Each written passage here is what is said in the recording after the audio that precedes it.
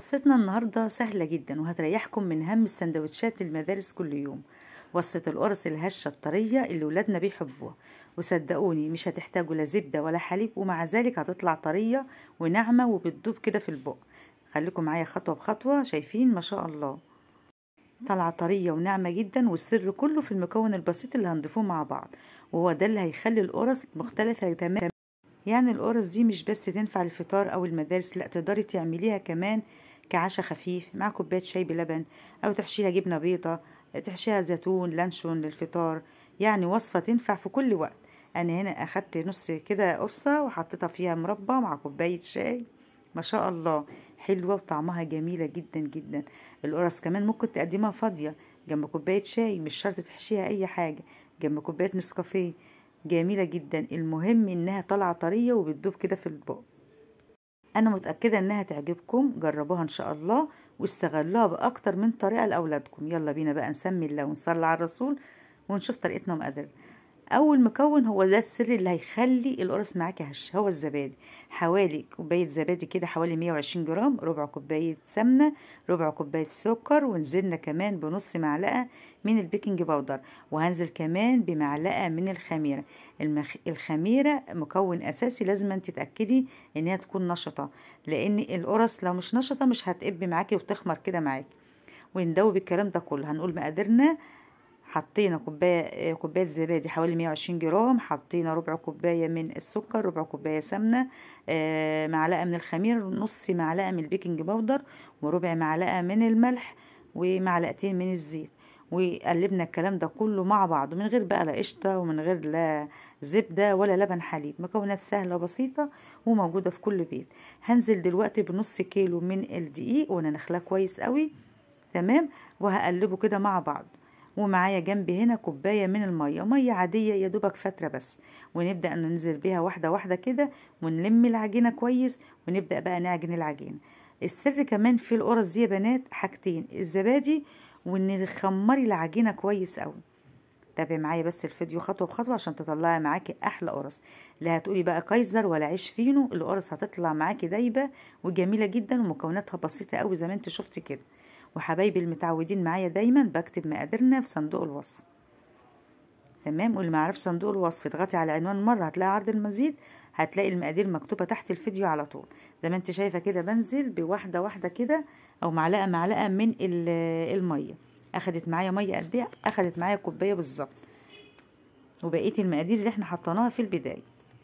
هنلم العجينه كويس قوي كده، ونبدا بقى نحطها على جنب كده في مكان دافي تختمر حوالي نص ساعه.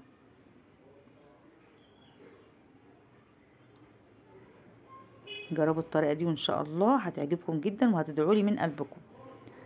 هنسيب بقى بعد ما سيبناها كده هنغطيها الاول واسيبها حوالي نص ساعة. الخطوة دي مهمة جدا. هنغطيها ونسيبها في مكان دافي.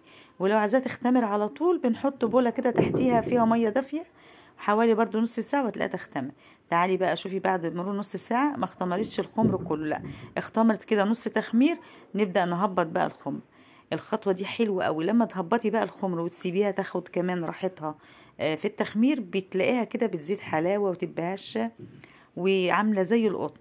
هنبدأ نلم الخمر كده تاني ونهبطه ونسيبها بقى تختمر خمر كامل. تمام. زي ما قلت لكم حبايبي اللي متابعيني في جميع معجناتي، اللي لما تعوزي تخمري الحاجة بسرعة بتجيبي بولة اكبر منها وتحطي فيها مية سخنة، وتحطي البولة دي في قلبيها وتسيبيها وتغطيها بقى. تمام كده. اغطيها بقى واسيبها لما تختمر خمر الكامل. انا هغطيها ببولة كده عشان تبقى محكومة بالظبط. شايفين ما شاء الله العجينة؟ شايفة ما شاء الله خمرت وبقت جميلة جدا جدا.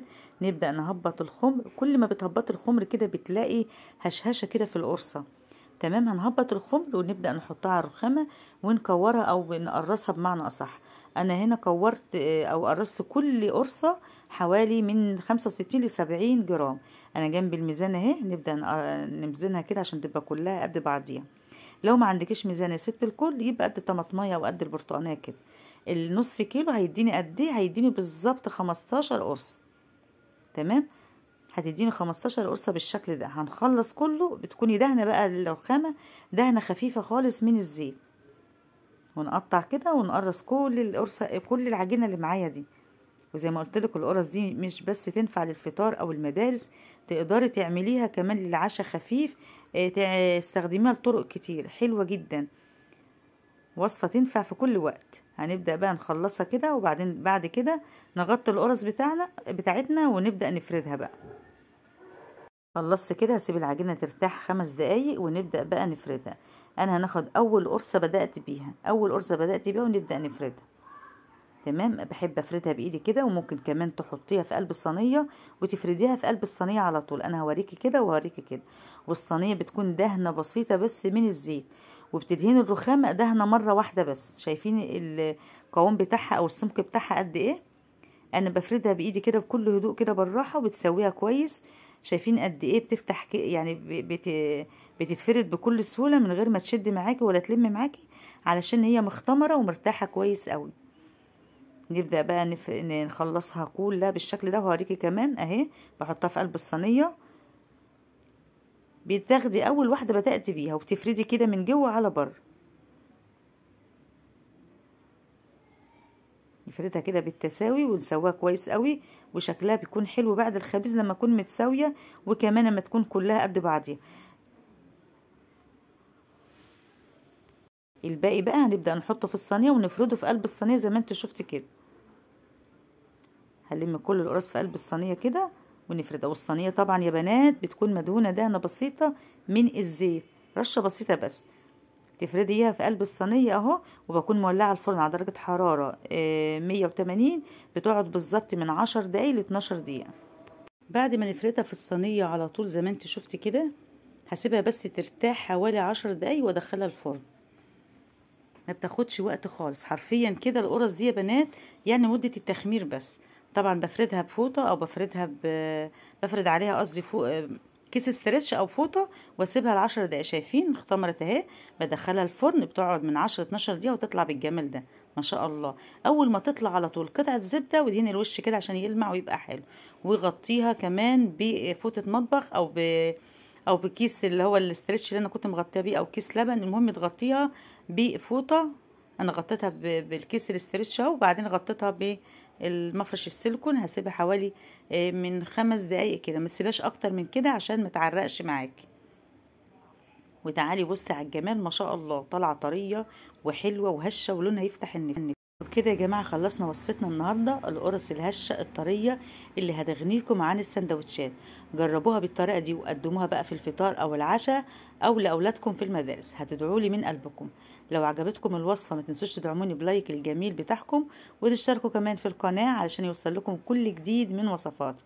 انا عملت بقى فرحه كوبايه شاي كده ما شاء الله، وكمان قرصه كده نبدا نفتحها ونوريكم من جوه عامله ازاي. خفيفة تغنيكي بقى عن الكايزر عن الفينو، وكلها مكونات موجودة عندك ان شاء الله.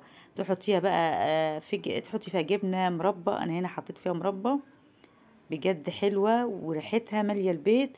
القرص الفلاحي الطرية بمقادير كلها بسيطة. جربوا القرص دي واستغلوها بأكتر من طريقة لأولادكم، هيفرحوا بيها في المدارس، وكمان هتبقى منقذة في الفطار أو العشاء. أشوفكم على خير في وصفات كتيرة وسهلة.